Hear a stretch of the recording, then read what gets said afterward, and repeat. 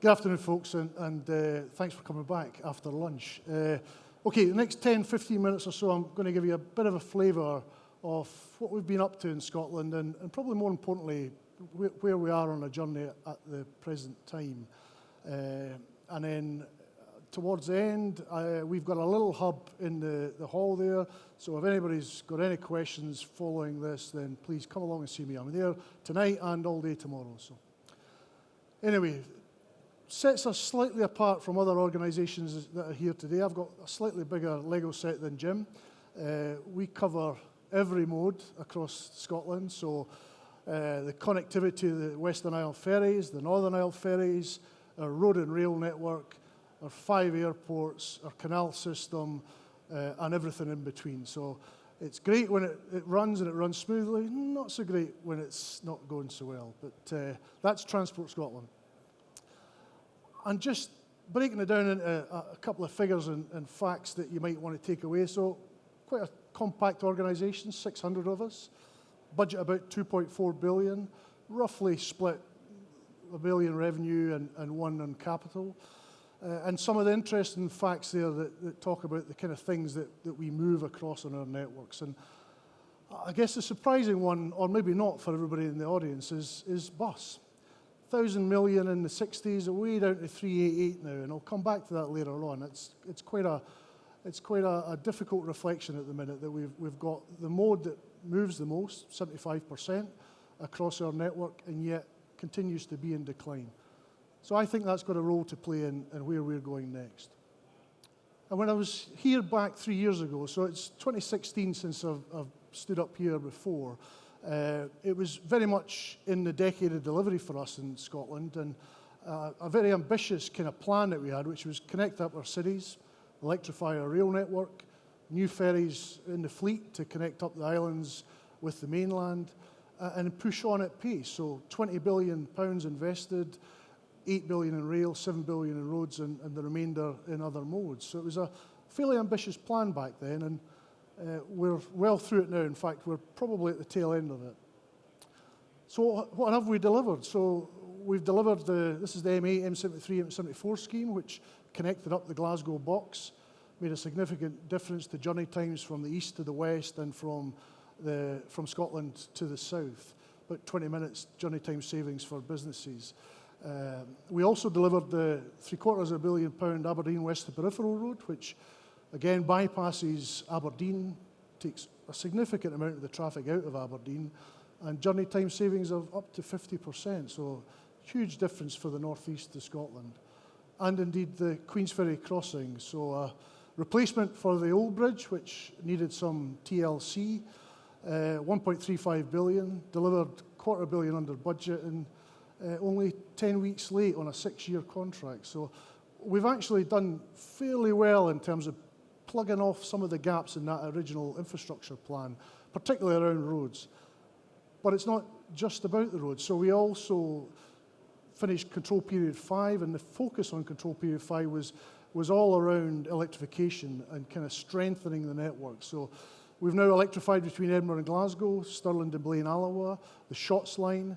We've now got 28% of our overall rail network which is electrified, and 75% of the total journeys that happen in a day are on electric trains. So a huge amount of investment in Control Period 5, and for Control Period 6, about another 5 billion investment, but it'll be a much more targeted pipeline level of investment as we go forward.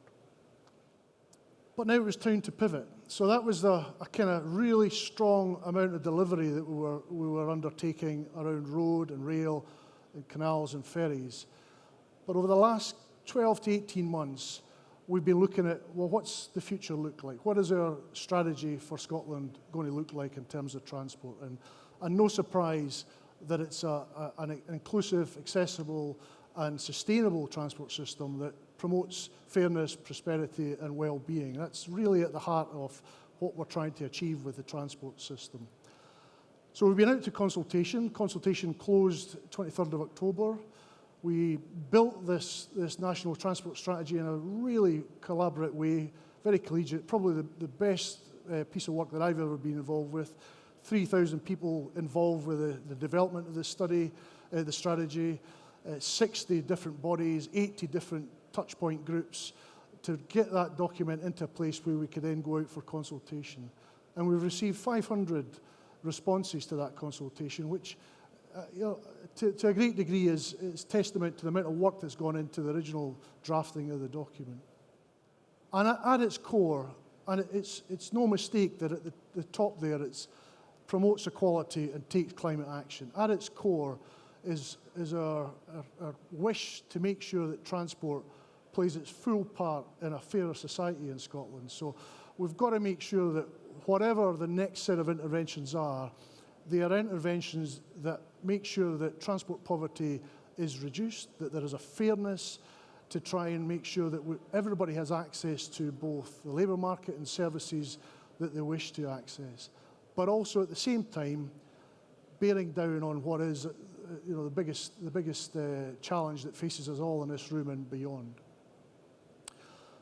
So we'll hopefully publish that at the tail end of this year. In parallel, we're also taking forward the Strategic Transport Projects Review, which is an evidence-based approach to where will the next set of interventions come from and what will they look like across all the different modes in Scotland. And the other piece of alignment for us that happened this year was the First Minister's announcement in April of Scotland is facing a climate change emergency, and the follow-up from that, which was the programme for government, which set out a very strong direction, particularly for us in transport. And if you get the chance to read it, you'll see quite a lot is right at the very front there is transport related that came from our team within Transport Scotland. But it's a stretching set of targets. So the Climate Change Act has now passed Parliament, Royal Assent. We now head into developing the climate change plan with our colleagues in government. But 75% by 2030, 90% by 2040 is a challenge. And transport is the single biggest emitter in Scotland at the present time. 37%. So the days when I could sit behind energy or another sector are no longer there. So transport very much at the forefront. 14.9 million tonnes of CO2, and I've got to get down to something around about 2, which is a phenomenal challenge for us. And what we know is that technology alone won't do it. So it's going to be technology and behavioural issues that will really make that difference. And probably no surprise, 2/3 of us are still commuting to work in single occupancy vehicles. So our hierarchy of investment in sustainable travel has at the very bottom the private car with 62% of usage still, and walking and cycling at 12%. So we've got some way to go to flip that round about in terms of the percentages.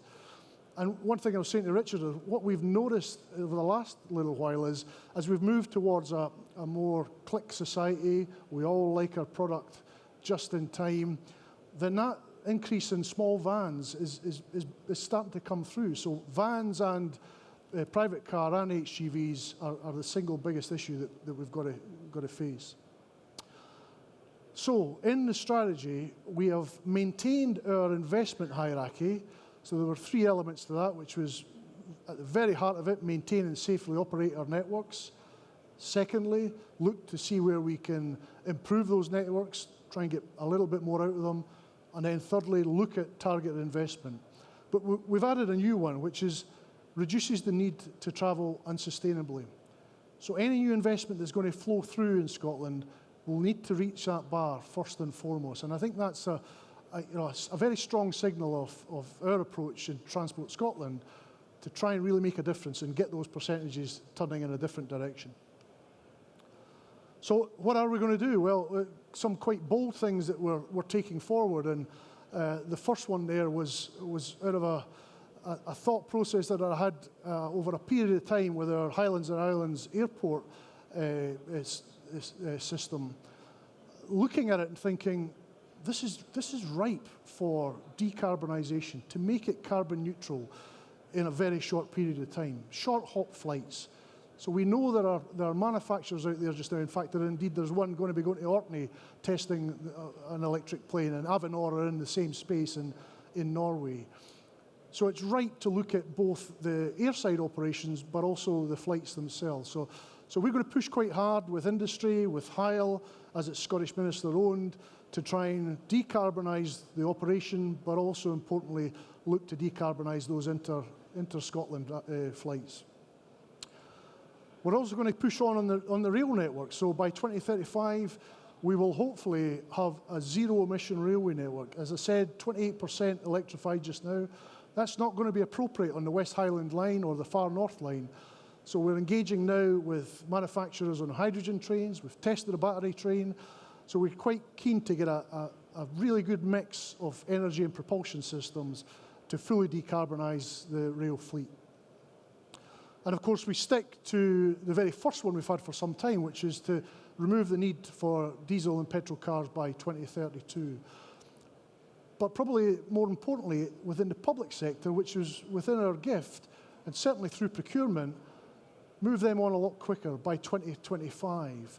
And we're starting to work with both local authorities and health boards and others to look at what we can do and help them achieve that aim by 2025.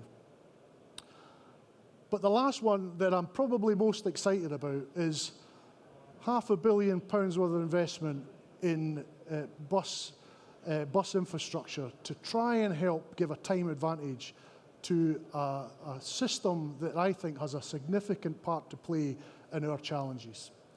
So we're going to look at, over the course of the next few months, handing over parts of our motorway network in Glasgow, the third most congested city in the UK, to try and design a scheme that allows bus advantage into the city centre, to make it more attractive.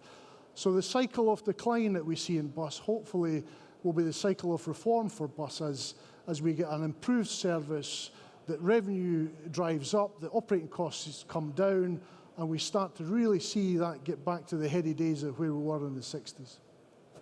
And in parallel, we're also taking work forward with our local authority partners, so helping them achieve our air quality targets in 4 of the major cities by 2022. I won't say too much about that because Stephen Thompson, who's here with me, he's got a presentation just directly after me on the hub. So please, if you're interested to hear a bit more about how we've taken forward primary legislation, the Transport Scotland Bill, to embed that penalty structure around low emission zones, and indeed the science behind what we're trying to achieve, then come along and speak to Stephen.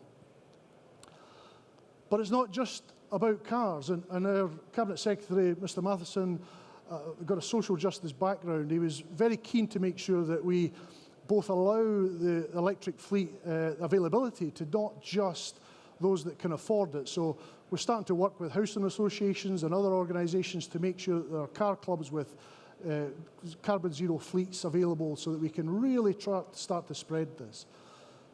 But in addition, we're also looking at the heavy fleet. So today we had our winter launch up in Scotland, and we launched what we think is probably one of the first electric gridders that are out there. It will be running on the Forth Bridges over the course of this winter, fully electric, both an electric body and an electric spreader. And you know, that's a signal of our intent to try and look at every type of vehicle that we've got across the fleet, whether it's fire engines, ambulances, or indeed gritters. But I think 3 years ago I said to Richard that if we do nothing else but change the tailpipe, then we'll have missed a massive opportunity. And I think a lot of people will recognise that. If you look around today and go, well, in 5 years' time, everybody was sitting in single occupancy boxes, but that are carbon neutral at the back, we will have no chance to achieve what we really need to do, which is to unblock the economic worth of transport in driving the economy up. So I really do see a future that is both connected, potentially autonomous. Propulsion system could be electric, could be hydrogen, could be a variety of sources, but very much citizen-centric and driven by place and digital connectivity. Do we need to be travelling about the country as we are doing, or is there a different way of designing this system? Because we know if we don't, then particularly around car usage, it's predicted to go up by 30% in Scotland. So, where does the trunk road network sit in all this? Well, it's still the Scottish Minister's single biggest asset, 21 billion, still a very small proportion of the overall road network, 7%, but it's moving much more than it has in the past. We're now up to 70% of all HGV traffic, and the bulk of the goods that go about Scotland either emanate in Scotland, to leave elsewhere start somewhere on their journey on the trunk road network. And more so than ever, it's really important that that network plays its full part, whatever may drive across it, because it's been built up over a number of years, since the 30s. So it connects every part of Scotland, every ferry port, every airport. It is the backbone and the spine of how we move about as a country. And it drives our growth sectors. So food and drink, whiskey. If you buy a bottle of Speyside whiskey, it will come out on the A95, the A9. It may well go on a rail network thereafter, but it probably emanates somewhere on our trunk road network. If you buy an Islay whiskey, it's got to come across on a ferry, it's got to go across the 83 and then head to the markets. And at 5 billion, that's a huge amount of economic worth to the country. So it's really important that that network plays its full part, again, depending on whatever propulsion system that it runs on. And tourism as well. So people come to Scotland, they come to the UK for our heritage and our culture. They come to see Castle Urquhart, Loch Ness, Glencoe. You can't get there by public transport. You can get there by the trunk road network and coach and bus, but you can't get there by rail. So it will significantly play a part going forward. 3.2 million visitors last year at the country, and what we're trying to do is to make sure that that is zero carbon ready. So the electric A9, as we call it, will be a spine of Scotland which will provide all the various hubs that are required, that if you jump in a car at the airport and it's low emission, then you will get the full length of the country and back again and enjoy your trip. But we've also got to adapt. We've got to make this network really resilient. The beauty of the network is the country, it's our topography, it's our landscape, but that presents its own challenge. We are seeing milder and wetter winters. We did have the Beast for the East in 2018, but last year was a fairly mild winter for us. We had more flooding, more heavy rainfall, and more high winds. So we've got to make our networks more resilient, and one of the things we'll be taking forward shortly is our second climate change adaptation plan, which will look at all those aspects. And why is that important? Because that's the kind of thing that we've got. So this is the A83, this is where the whiskey comes, this is where tourists go up. The engineers back in the day, and hopefully there's nobody around here that were involved in the design of this road, the lower road was the original military road. So this was a General Wade military road right up the valley with very steep hairpins at the top, 11-12%. So back in the day, the engineers went, well, let's straighten that gradient out. Let's make it 6%, and let's make a point at the top and a point at the other end, and it goes up the hillside. We've had 33 landslides on the 83 over the last 10 years. Before that, hardly ever bother at all. So climate change is happening, and it is needing us to adapt much more readily than we've been used to. So we've looked at lots of different options for this. Tunnels, stilts, you name it. But at the minute, we're pursuing a kind of online mitigation measure. And Hugh Gillis, my Director of Roads, is here. And some of the team will be talking a bit more about this on the hub. So I won't say too much. But again, if you're interested to see the journey that we've been on trying to adapt to this, then please come and speak to us. The latest iteration is catch pits, so allowing us to both hold the material but also extract it in a much easier fashion than some of the nets that we've used in the past. And we've also got to be mindful that unplanned events will occur on our network. So this was back in 2015. In fact, it was a year after I'd turned up here. We had a pin seize on the old Forth Road Bridge, sheared through one of the members, and we had to close it for 21 days while we recovered the situation.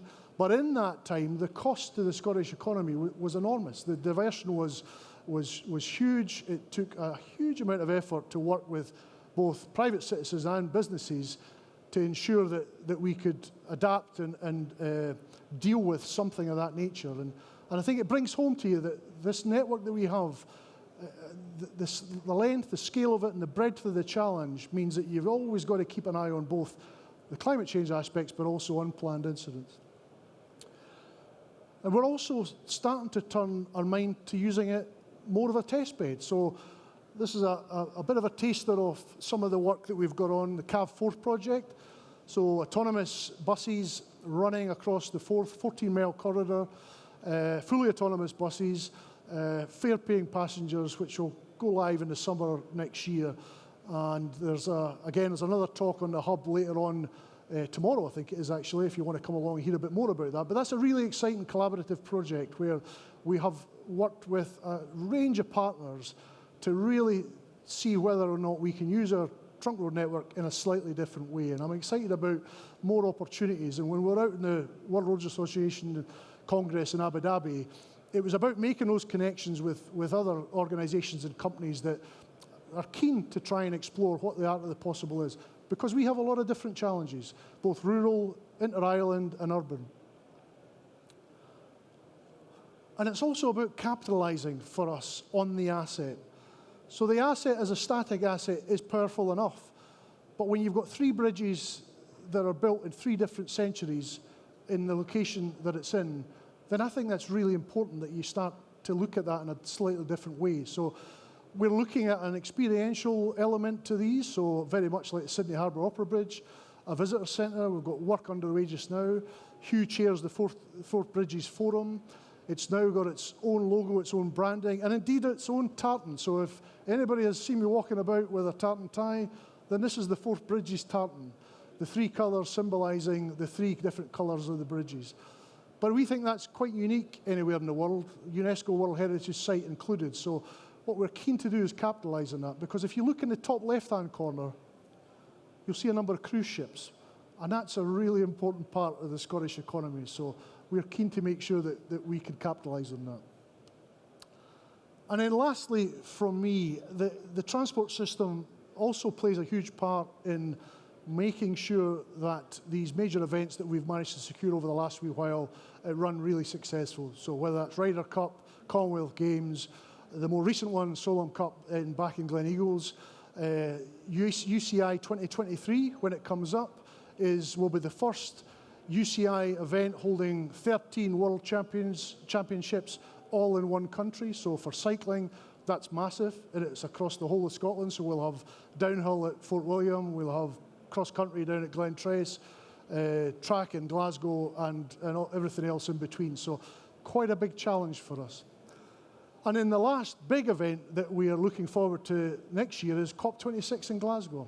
Will bring with it its own challenges, but what I'm hoping is that we're able to both showcase not just what we're doing in Scotland, but also across the whole of the UK in terms of our approach to tackling the climate issues that we face today. So with that, I will finish.